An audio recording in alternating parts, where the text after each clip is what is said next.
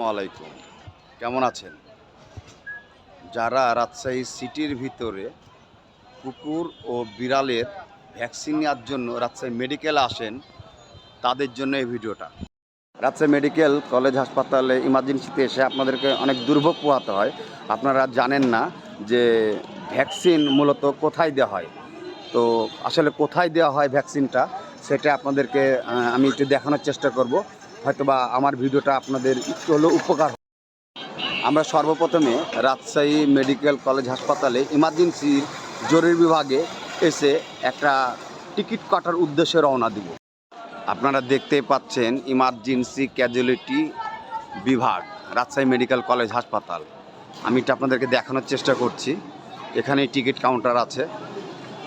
Ticket কাউন্টারে দেখেন 3, 4, 5 নং কাউন্টার, 6 নং কাউন্টার এবং তার সাইডে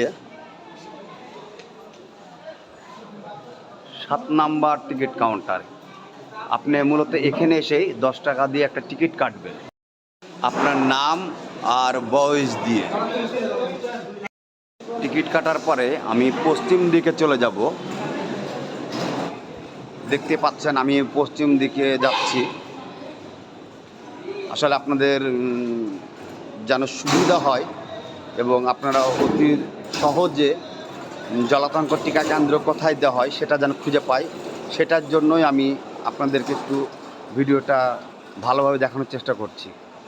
আপনারা দেখতেই পাচ্ছেন ক্যাজুয়ালিটি বিভাগ, যেটা আসলে রাজশাহী মেডিকেল কলেজ ইমার্জেন্সি বলা হয়।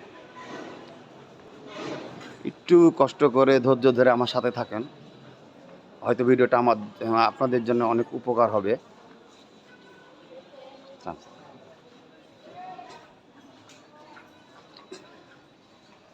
আমি পশ্চিম দিকে যেতে শুরু করেছি।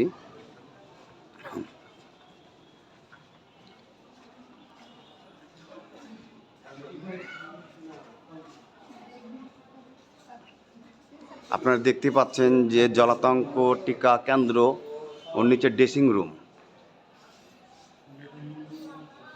হাতের ডান সাইডেই জলাতঙ্ক টিকা কেন্দ্র। এই ঘরেই মূলত ভ্যাকসিন দেওয়া হয়ে থাকে এবং আপনারা যারা ভ্যাকসিন দিতে আসবেন তাদের জন্য এই ঘরটি। এবং ভ্যাকসিন দেওয়ার জন্য আপনাদেরকে 4টি ডোজ দেওয়া হয়। আর রাজশাহী মেডিকেল কলেজ হাসপাতাল কর্তৃপক্ষ এই ভ্যাকসিন সম্পূর্ণ ফ্রি ব্যবস্থা করে রেখেছে। কাউকে কোনো টাকা পয়সা দিয়ে নিজে হয়রানির শিকার হবেন না। আর হ্যাঁ, আপনাদেরকে আরেকটা কথা বলে রাখি যে ভ্যাকসিন সকাল 8টা থেকে দুপুর 1:30টা পর্যন্ত দিয়ে থাকা হয়।